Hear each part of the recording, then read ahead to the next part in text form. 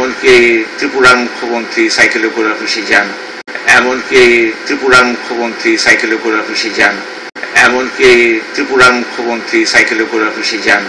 দেশের জনপ্রিয় সাহিত্যিক শীর্ষেন্দু মুখোপাধ্যায় ত্রিপুরা মুখ্যমন্ত্রী মানিক সরকারের জীবনযাত্রা সম্পর্কে এমনটাই অভিমত ব্যক্ত করেছেন। মুখ্যমন্ত্রী কোনো দলের হয় না, রাজ্যের মানুষের মুখ্যমন্ত্রী।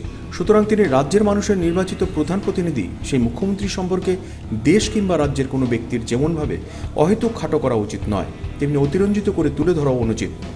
যদিও দেশের মধ্যে সবচাইতে গরিব মুখ্যমন্ত্রী হিসেবে তিনি পরিচিত, এই ধরনের প্রচার বাহবা পেয়েছে বহিরাজ্যে গিয়ে ত্রিপুরার মুখ্যমন্ত্রীর ট্রেনে ভ্রমণ করার কারণে।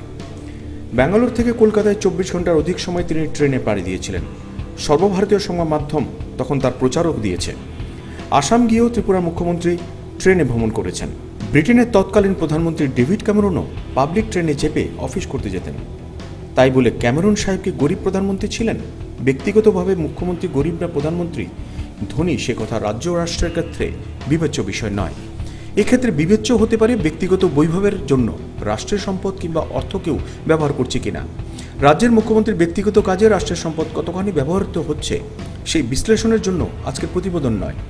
তবে স্বাভাবিকভাবেই প্রশ্ন ওঠে, বহিরাজ্যে গিয়ে মুখ্যমন্ত্রী ট্রেনে চলাফেরা করেন, সেই মুখ্যমন্ত্রী আজও কেন ত্রিপুরার অভ্যন্তরে ট্রেনে চলাফেরা করেন না?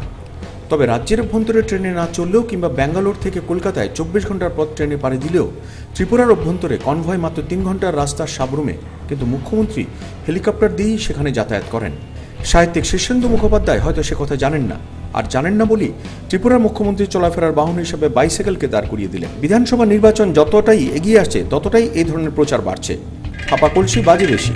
তবে মুখ্যমন্ত্রী মানিক সরকারকে বিগত 25 বছরে একবারও বাইসাইকেলে চড়েননি, সে কথা অন্তত শীর্ষেন্দু বাবুদের কাছে খোদ মুখ্যমন্ত্রীর ভুল ভাঙিয়ে দেওয়া উচিত বলে মনে করছেন রাজ্যবাসী। তা না হলে রাজ্যের মুখ্যমন্ত্রী সম্পর্কে দেশবাসীর ভ্রান্ত ধারণা হবে, বাঁচতে থাকবে ফাঁপা কলসি।